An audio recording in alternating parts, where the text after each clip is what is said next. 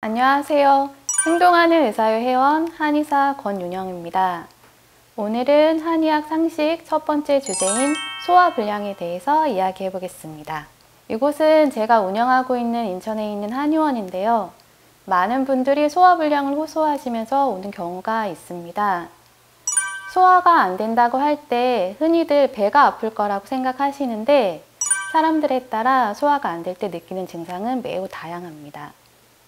어떤 분들은 명치가 답답해요, 가슴이 화끈화끈 거려요 라고도 표현을 하고, 어떤 분들은 뒷목, 어깨가 심하게 결리면서 앞 이마가 무겁고 두통이 깨질 듯이 심하다고 이야기하기도 합니다. 그리고 간혹 소화가 안 될 때마다 등이 아파서 인터넷에 찾아보니 저 췌장염인 것 같아요 라면서 이야기하고 오시는 분들도 많습니다. 평소에 소화력이 약하게 되면 운전을 하면서 멀미를 자주 앓는 경우도 있고요.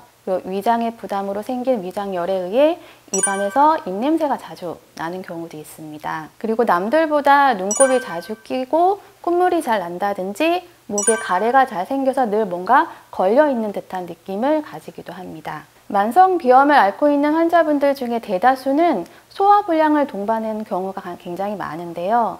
코의 구조적인 이상으로 생긴 비염이 아닌 경우 반드시 소화불량을 치료해야 근본적인 치료가 가능한 경우가 많습니다. 노인분들은 소화가 잘 안 되면 팔다리에 힘이 빠지는 경우가 굉장히 많습니다. 집안에서 이동하면서 화장실 다녀오다가 다리에 힘이 빠져서 풀썩 주저앉는 경우도 많은데요. 이렇게 많은 증상이 있기 때문에 꼭 소화불량을 일상에서 치료를 해야 하지만 여러 가지 불편한 증상들을 개선할 수 있습니다. 오장육부 중에 하나인 위장은 목, 화, 토, 금, 수, 오행 중에 토에 속합니다. 토인 땅은 우리의 식물을 받아들여 키워내듯이 늘 촉촉하게 수분을 머금고 있습니다. 이 수분은 햇볕을 받고 바람과 소통이 돼야 그 땅이 썩지 않는데요. 마찬가지로 우리의 위장은 음식을 받아서 잘 주물러서 소화를 시킬 때 토의 성질과 비슷하게 습기를 잘 만들어냅니다. 어떠한 이유에서인지 이 습기가 잘 소통되지 않고 몸 안에 남게 되면 이 습기로 인해 음식물이 진액으로 변하지 않고 몸에 불필요한 습담이 바뀌어서 몸에 불편한 증상들을 만들어내는 것이죠. 위장에 생긴 이 습담이 몸 안에 계속 쌓이게 되었을 때 어깨로 가면 어깨 결림을 만들어내고 명치로 가면 명치 복부 팽만감이나 답답함을 만들어낼 수 있고요. 팔다리로 가면 팔다리가 무겁고 처지는 느낌을 만들어내는 겁니다. 핸드폰을 과사용해서 배터리에서 열이 내듯이 위장에 부담이 생기면 위장이 열을 안에서 발생시키는데요. 이 열에 의해서 우리 몸에 불편한 증상들이 많이 생깁니다.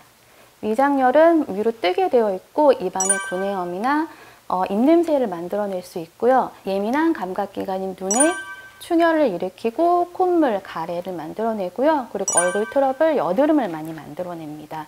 그래서 소화불량 한 가지만을 치료받고 해소하면 생활에 여러 가지 불편한 증상들을 같이 해소할 수 있습니다.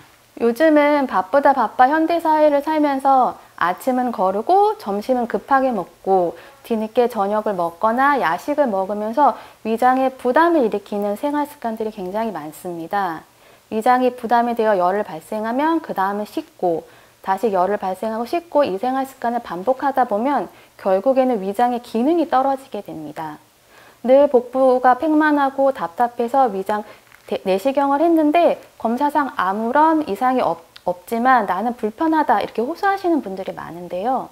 위장 내시경 같은 경우는 위 안에 있는 조직의 이상 여부만을 판단하는 거라 위 기능의 이상 여부는 알 수가 없습니다.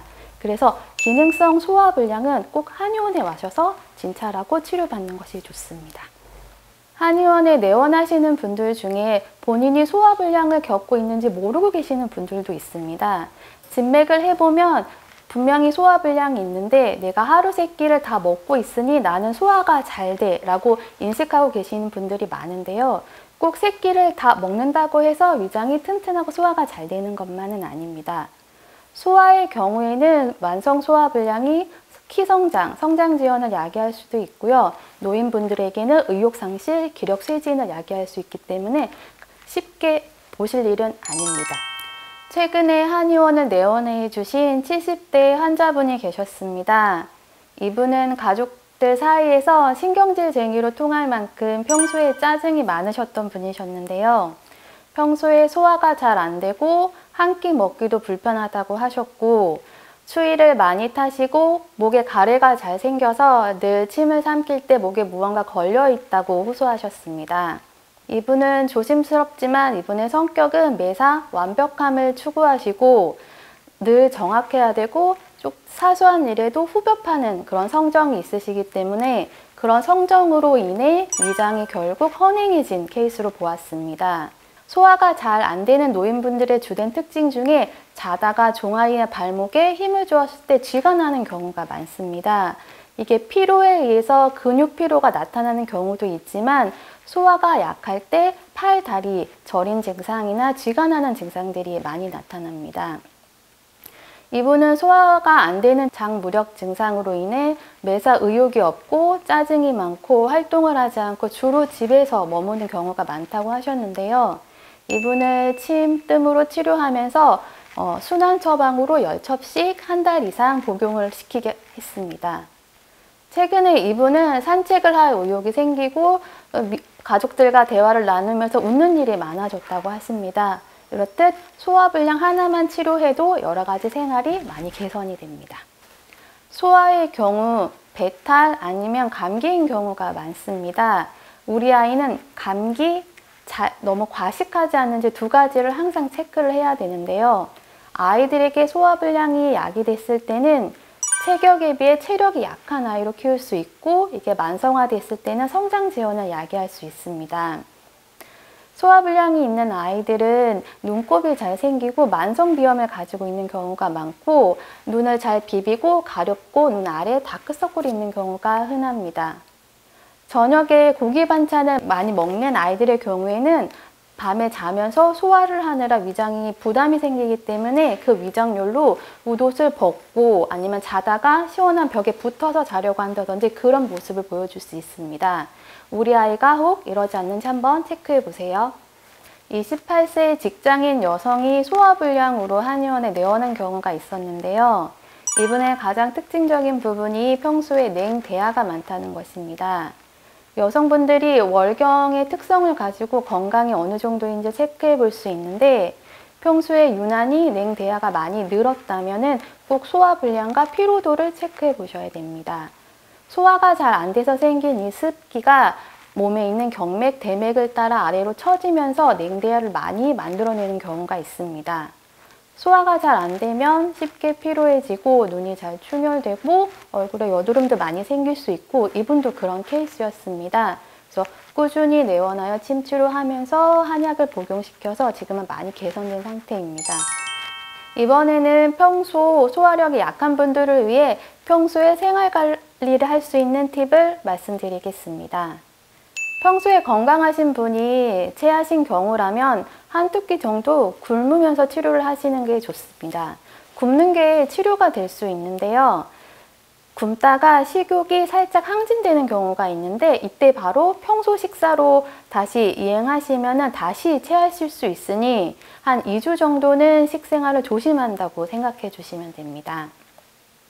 만약에 평소 허약하신 분이 식체를 하신 경우에는 식사를 죽이나 묽은 흰밥으로 드시면서 식사를 조절하시는 것이 좋습니다.